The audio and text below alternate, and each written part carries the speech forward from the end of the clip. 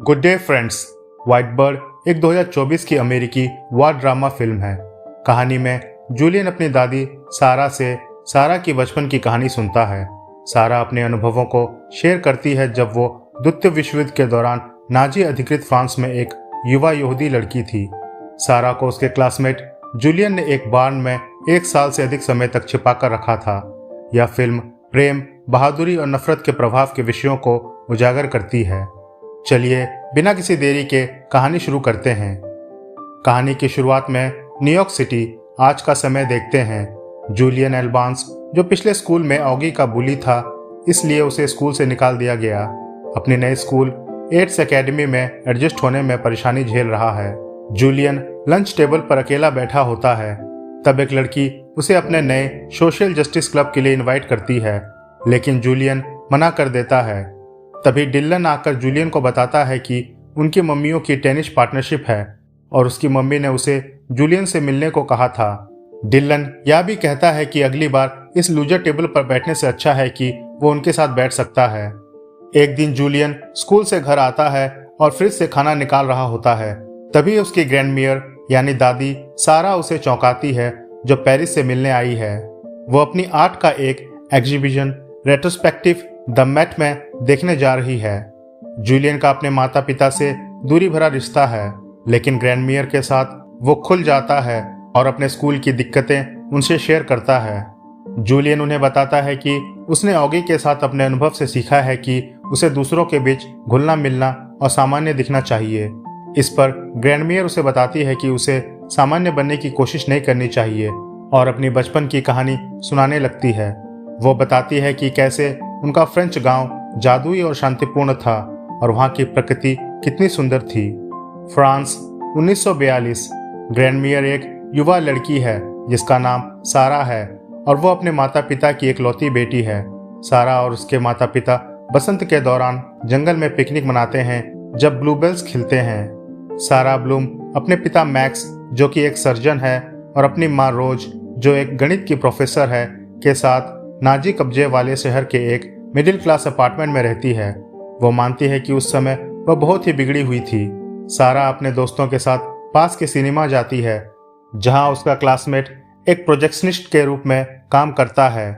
सारा अपने स्कूल जाती है और अपने दोस्तों को अपना नया जैकेट दिखाती है। सारा के दोस्त और क्लासमेट्स जूलियन का मजाक उड़ाते हैं क्योंकि उसे पोलियो है और वो बैसाखी के सहारे चलता है। जूलियन की दादी मानती है कि उन्हें उसका नाम भी नहीं पता था क्योंकि सभी उसे उसके चलने के तरीके की वजह से लंगड़ा नवाब कहते थे। वो लंगड़ा तो था, लेकिन नवाब की वजह थी उसकी गरीबी। सारा को स्कूल बहुत पसंद है और वह गणित को छोड़कर बाकी सब विषयों में होशियार है। गणित की क्लास में वो अपने स्केचबुक में चित्र बनाती रहती है। एक दिन उसकी टीचर मिस पेटिटजिन उसे खिड़की में एक पक्षी की बनाई हुई ड्राइंग दिखाने और कलाकार बनने के लिए प्रोत्साहित करती है और कल्पना की महत्ता पर जोर देती है। सारा एक स्थानीय बेकरी जाती है, जहां दुकान की महिला उसे सेवा देने में हिचकिचाती है और उसका पैसा लेने से मना कर देती है। उस रात सारा को पता चलता है कि रोज को यहूदी होने के कारण उसके यूनिवर्सिटी से निकाल दिया गया है, जहां वो गणित की प्रोफेसर थी। रोज और मैक्स डिनर पर बहस करते हैं।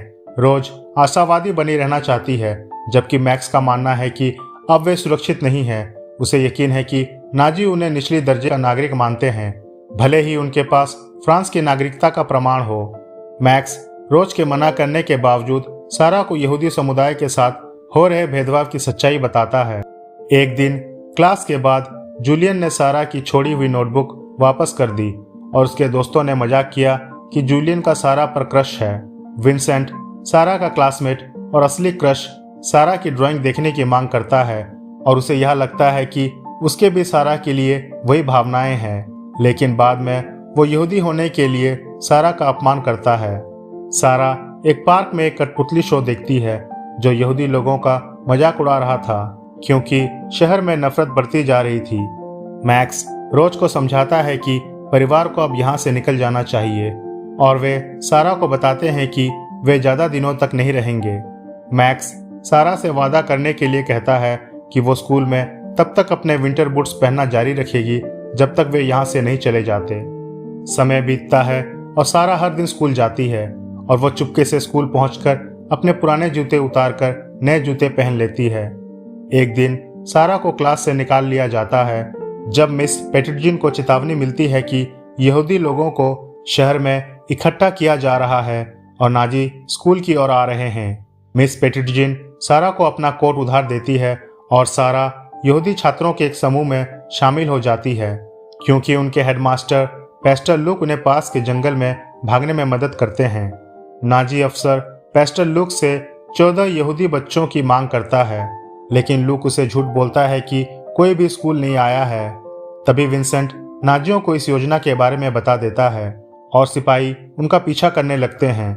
सारा किसी तरह नाजियों से बच निकलती है, जबकि उसके बाकी यहूदी छात्रों और मिस पेटिटजिन को पकड़ लिया जाता है। नाजी अफसर उस लड़के को मार देते हैं जिसने उनकी मदद की थी। उसे छात्रों के सामने गोली मार दी जाती है। सारा बहुत देर छिपे रहने के बाद वॉच टावर पर चढ़ जाती है। जूलियन सारा को ढूंढ लेता है और उसकी मदद करने की वो उसे अपने पिता के काम करने वाली सीवर्स में ले जाता है। सारा अनिच्छा से जूलियन का पीछा करती है और वो उसे सुरक्षित अपने खेत में ले आता है, जहां वो बताता है कि सारा वहां बिना पकड़े बाण में सुरक्षित छिप सकती है। जूलियन अपने माता पिता को बताने जाता है और सारा पहली बार जूलियन का नाम जानती है। वर्तमान में जूलियन हैरान होता है जब उसे पता चलता है कि उसका नाम जूलियन के नाम पर रखा गया था, क्योंकि यह नाम ग्रैंडमेयर के लिए बहुत मायने रखता था। जूलियन की माँ विवियन और पिता जीन पॉल आते हैं और सारा को बाण के लुफ्ट में आरामदायक बनाने की कोशिश करते हैं। वह यह भी वादा करते हैं कि मैक्स और रोज को ढूंढने में मदद करेंगे।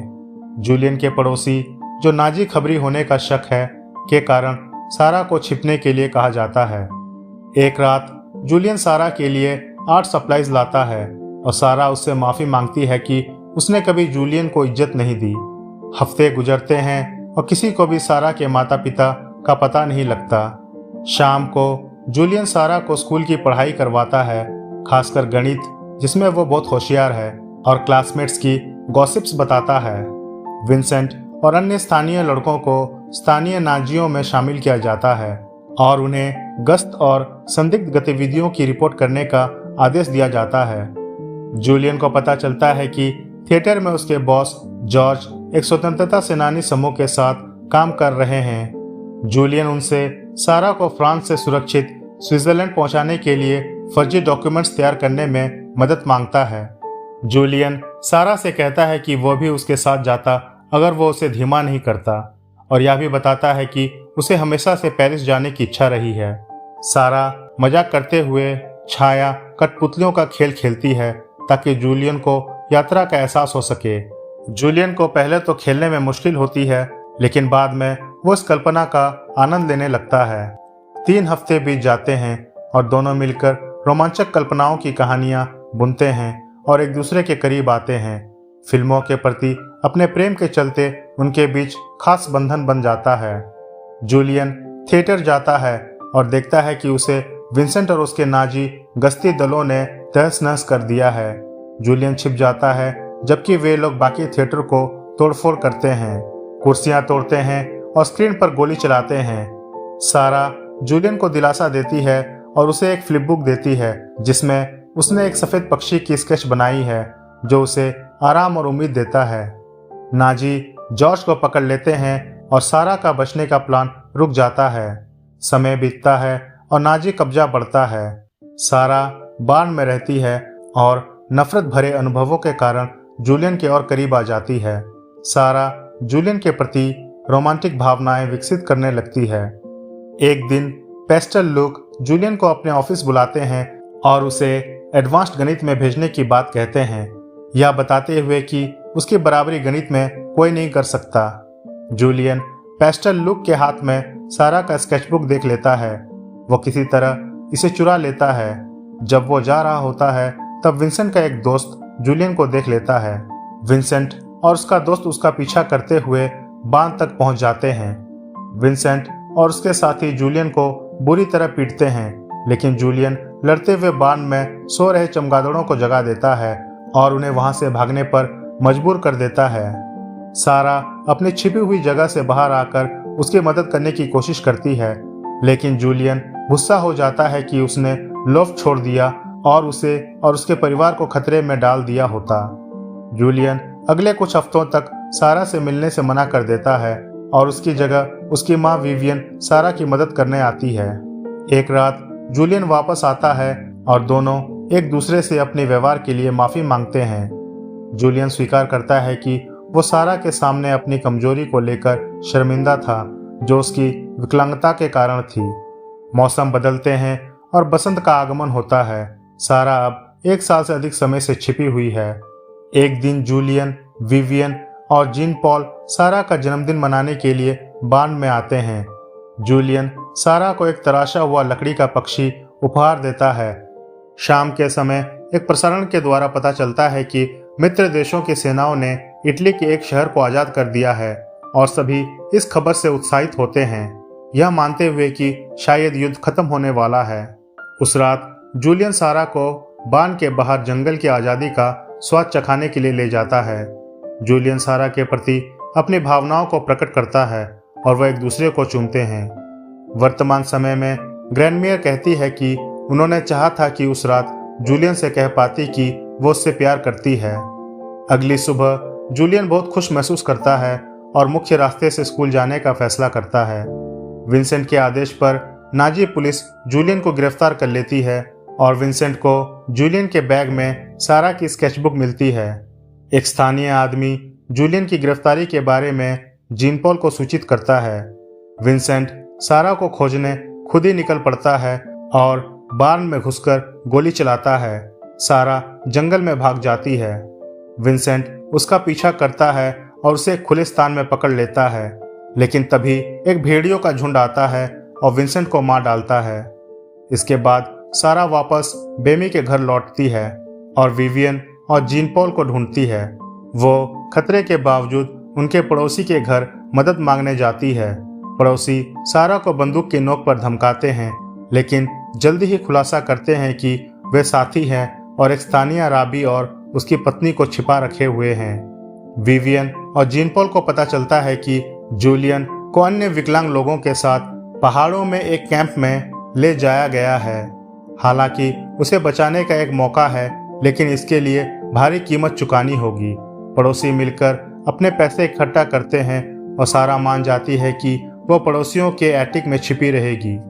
विवियन जूलियन को बचाने के लिए जल्दी से निकल पड़ती है, लेकिन जूलियन और अन्य कैदियों को गहरे जंगल में ले जाकर मार दिया जाता है।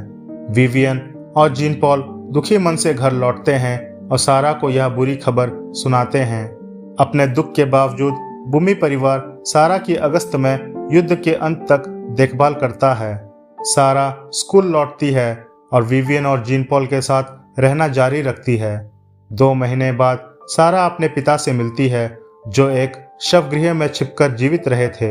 हालांकि उसकी मां को पकड़ने के दिन गिरफ्तार कर लिया गया था और बाद में ऑस्विच में उनकी मृत्यु हो गई थी। सारा और मैक्स थोड़ी देर के लिए बुमी परिवार के साथ रहते हैं और फिर अंततः ट्रेन स्टेशन पर विवियन के साथ आंसुओं भरे अलविदा के बाद पेरिस चले जाते हैं। ग्रैंडमेयर कहती है कि उन्होंने ब्यूमी परिवार से मिलना जारी रखा। विवियन और जीन पॉल ने कई वर्षों के बाद उनके विवाह में मैक्स के साथ मिलकर उन्हें मंडप तक ले जाने में मदद की। वर्तमान में न्यूयॉर्क में जूलियन इस कहानी से दुखी है, लेकिन अब वो सहानुभूति के महत्व को समझता है। उसे मेट में एक प्रदर्शनी में सम्मानित किया जाता है, जहां वो अभी भी जूलियन से प्राप्त लकड़ी के पक्षी को साथ रखती है। स्कूल में जूलियन एक अन्य छात्र की मदद करता है जिसे तंग किया जाता है। वह एक ऐसा साथी छात्र से भी संपर्क करता है जिसे उसने पहले नज़रअंदाज किया था और उसके सोशल क्लब में शामिल होने के लिए सहमत होता है। ग्रैंडमेयर एक भाषण देती है जिसमें वो समझाती है कि उन्होंने अक्सर अपनी कहानी बताने में परहेज किया है, लेकिन आज वे बुराई के खिलाफ बोलने के महत्व पर चुप नहीं रह सकती। भीड़ में वो जूलियन को मुस्कुराते हुए देखती है। म्यूजियम के बाहर वो देखती है कि एक सफ़ेद पक्षी आकाश में उड़ जाता है। आपके साथ इस कहानी को शेयर करना एक आनंद की बात रही है। फिर मिलेंगे, तब तक अपना ध्यान रखें और आपका बहुत बहुत धन्यवाद।